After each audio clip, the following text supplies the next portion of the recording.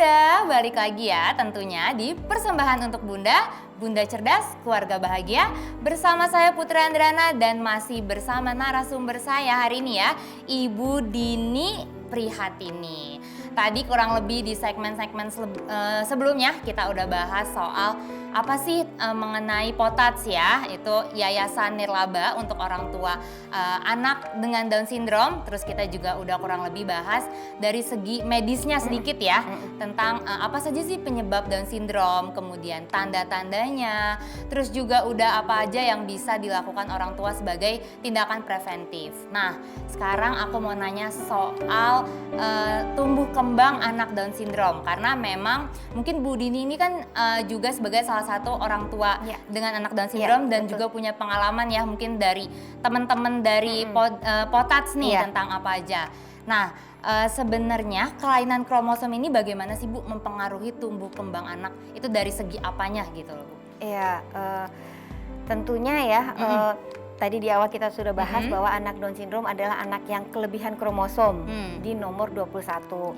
Dan biasanya nih Mbak, pastinya nih ya, segala sesuatu yang kelebihan ataupun kekurangan pasti ada efeknya atau dampaknya. Begitu juga dengan anak Down Syndrome. Dengan dia mempunyai kelebihan di kromosom nomor 21, ya itu pasti akan mempengaruhi tumbuh kembangnya. Ya mungkin tadi yang di sebelumnya saya sudah salah satunya adalah anak Down Syndrome terakhir dengan tonus-tonus atau otot-ototnya yang lemah atau dibilang ototnya yang tidur. Nah itu harus dirangsang seperti itu. Ya seperti tadi juga banyak terapi yang harus dilakukan. Dan dia juga terapi fisioterapi tadi kan, terapi wicara untuk dia berbicara karena otot mukanya yang lemah, area mulut, dan anak Down Syndrome juga lahir dengan lidahnya yang lebih lebar, lebih panjang. Langit-langit yang lebih dekok tinggi itu juga mempersulit dia untuk berbicara. Itu pun diharuskan dengan terapi. Selain itu ya tadi juga okupasi terapi untuk motorik halus, motorik kasar. Dia bisa pegang pensil, bisa pegang sendok garpu, bisa pegang gelas dengan baik gitu kan. Dia bisa megang rambut tanpa harus. Nah, ada di masyarakat sering itu anak nakal, Down Syndrome itu nakal, dia suka mukul. Mungkin dia terapinya yang kurang, belum diterapi atau kurang karena dia itu tadi dia harus memegang pelan itu bisa harus dengan terapi juga. Misalnya mau ngelus nih rambut Mbak Putri karena dia mungkin kurang terapi, mau jatuhnya ngelus jadinya narik. Gitu, mau megang sedikit bisa jatuhnya kayak mukul karena motorik halus kasarnya dia belum diterapi dengan baik. Nah akhirnya jatuhnya di masyarakat akhirnya yang nggak ngerti tuh anak nakal, suka narik-narik, suka mukul seperti itu. Gitu itu dampaknya kurang lebih seperti itu. Kemudian terapi sensori integrasi itu untuk keseimbangan supaya dia bisa lompat, dia bisa jalan di titian, dia berani naik-naik gitu ya. Segala sensori dia bisa tahu meraba halus kasar gitu-gitu. Jadi semuanya akhirnya dengan kelebihan kromosomnya itu ya banyak yang harus dia latih dan pelajari gitu, dan otomatis secara akademik tentunya ya anak-anak Down Syndrome pasti di bawah rata-rata kayak gitu. Jadi mungkin bisa dibilang harus ada perhatian yang lebih ekstra ya dalam proses tumbuh kembangnya, bukan cuma dari segi medis atau dari dokter aja, tapi harus support orang tua juga harus mendukung pastinya ya kan. Nah terus nih Bu, langkah-langkah misalnya memang ada orang tua ya, atau misalnya mungkin pengalaman Ibu Dini nih dulu saat tahu anaknya terdiagnosa penyandang Down Syndrome, itu langkah-langkah orang tua tuh harus seperti apa gitu ya? Mulai dari mana? Iya, kalau saya mungkin sharing pengalaman saya pribadi dulu ya gitu. Saya berserta suami begitu, mungkin tadi sempat saya sharing juga di awal bahwa begitu tahu bahwa Rizky adalah penyandang Down Syndrome, anak ketiga kami langsung mencari komunitas untuk orang tua yang mempunyai anak Down Syndrome untuk mencari informasi yang sebanyak-banyaknya. Dari situlah bahwa kami tahu, karena mungkin dokter hanya, maaf untuk para dokter, ya pastinya dokter akan lebih tahu banyak secara medis. Tapi untuk tumbuh kembang anak itu sendiri hari-harinya di rumah, Dan lingkungan hanya orang tuanya lah yang tahu. Disitulah kita perlunya peranan suatu komunitas atau bergabung di dalam satu komunitas. Jadi kita bisa mendapatkan sharing pengalaman yang dibutuhkan gitu ya. Nah di saat itulah kami akhirnya ketemu Potats, kita join gitu kan. Oh akhirnya kita tahu bahwa anak Down syndrome begini dan kita tidak boleh menyembunyikan anak Down syndrome. Akhirnya kami pun sama suami langsung menginformasikan ke keluarga. Keluarga inti pastinya, keluarga dekat dan tetangga pun kami kasih tahu. Jadi begitu Rizky 40 hari, kami ngundang para tetangga, saudara, saudara yang lebih luas lagi.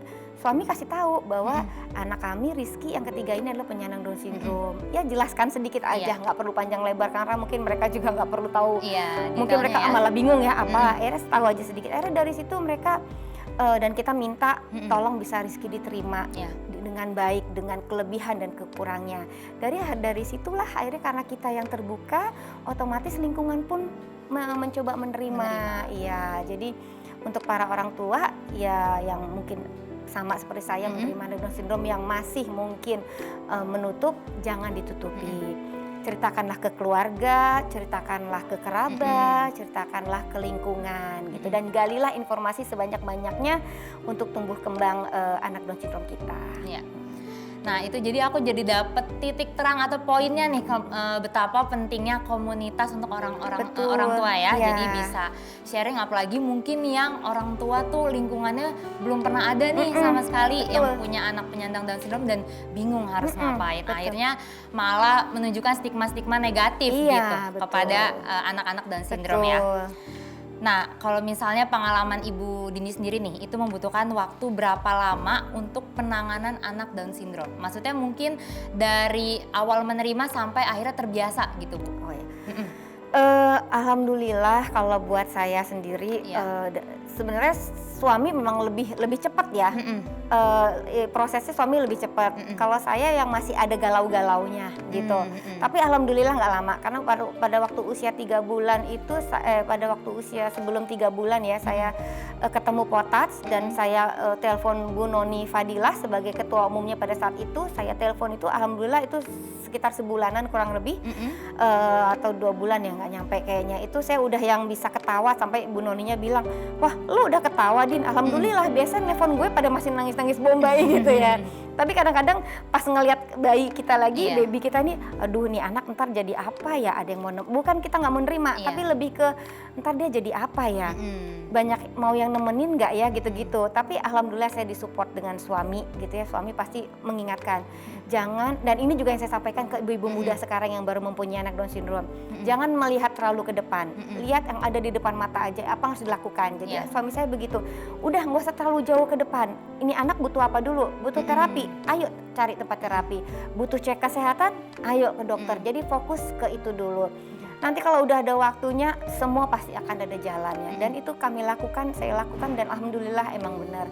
Kalau udah waktunya mah ada aja nanti informasi apa atau jalan apa yang memang akhirnya bisa merujuk ke kita, kita tahu harus bagaimana begitu. Nah mungkin itu juga ya pesan buat bunda-bunda di rumah nih ya, mungkin yang memang memiliki anak penyandang Down syndrome bisa gabung ya Bu ya? Oh iya ke dong. Potats tanpa Bisa ada banget. syarat apapun ya. Betul. Maksudnya. Nggak ada syaratnya, cuma orang tua yang mempunyai anak Down syndrome. Kita tidak pungut apapun, syaratnya hanya orang tua yang mempunyai anak Down syndrome. Udah itu saja. Udah itu aja. Soalnya aku jadi sadar nih kenapa sih pentingnya komunitas atau perkumpulan tuh bukan cuma buat kumpul-kumpul atau happy-happy aja ya, tapi juga sharing informasi. Happy boleh, tapi sharing harus nomor 1. Sharing nomor 1, edukasi juga nomor 1 ya. Edukasi apalagi. Ya, dan tadi juga sempat ngobrol-ngobrol sama Ibu Dini tuh di Potats itu ada rumah ceria ya Bu? Ya, rumah ceria Down syndrome by Potats. Mungkin Bunda ada yang belum tahu bisa jelasin sedikit nih Bu, rumah ceria tuh apa sih? Apakah sekolah untuk anak-anak Down syndrome atau semacam apa gitu Bu? Ya, alhamdulillah Potats sekarang udah punya namanya Rumah Ceria Down syndrome by Potats yang memang dari awal sekali pengurus itu pengen mempunyai rumah kegiatan itu ya. Tapi baru bisa terlaksana sekitar 5 tahun, 6 tahun belakangan ini gitu. Jadi Rumah Ceria Down syndrome by Potats itu adalah tempat kegiatan anak-anak Down syndrome Potats. Tapi bukan, kadang orang suka di luar salah, bukan rumah singgah atau apa, bukan Mbak Putri. Jadi memang anak-anak Down syndrome sendiri yang di Potats ini kan sekolah ya. Mereka semua bersekolah. Ada yang sekolah di sekolah inklusi atau sekolah biasa, ada yang di sekolah luar biasa, ada yang homeschooling, ada juga sekolah alam. Nah, setelah sekolah biasanya ngapain sih? Kan banyak yang nggak ngapa-ngapain. Nah, di Rumah Ceria Down Syndrome ini Potas menyediakan seperti les sebenarnya Mbak Putri. Cuman memang kalau di luar itu kan mencari tempat les yang khusus buat anak Down Syndrome itu maaf ya agak susah. Ya. Masih jarang sekali, kalaupun ada itu mungkin biayanya mahal.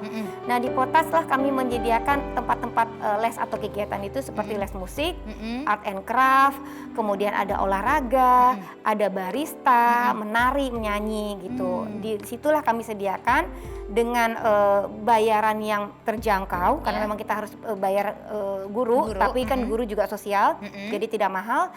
Nah jadi dengan setelah sekolah mereka bisa ke Rumah Ceria Down Syndrome dan les di situ gitu. Jadi atau bisa dibilang mungkin untuk menyalurkan bakatnya ya? Iya, dari situ kita bisa melihat oh anak kita ternyata bakatnya nari, di musik kayak gitu-gitu. Yang udah dewasa bisa ikut barista, art and craft bisa melukis kayak gitu, meronce, membuat segala macam kayak benda-benda yang memang lucu-lucu ya. Nah dari situ bisa kita lihat juga anak Down Syndrome kita senangnya apa gitu. Wah ternyata keren banget ya Potas ini tuh bukan cuma sekedar komunitas nih perkumpulan para orang tuanya, tapi juga bisa menyalurkan hobi dari anak-anak para penyandang Down Syndrome. Dan gak kerasa nih ya Bu, udah 30 menit lebih aku sama Ibu Dini ngobrol untuk bicarain soal Down Syndrome. Tapi pastinya bukan cuma episode ini aja, episode lainnya juga akan bahas soal informasi-informasi yang menarik buat Bunda. Makanya terus pantengin persembahan untuk Bunda di episode lainnya hanya di Mata Milenial Indonesia TV, matanya Indonesia.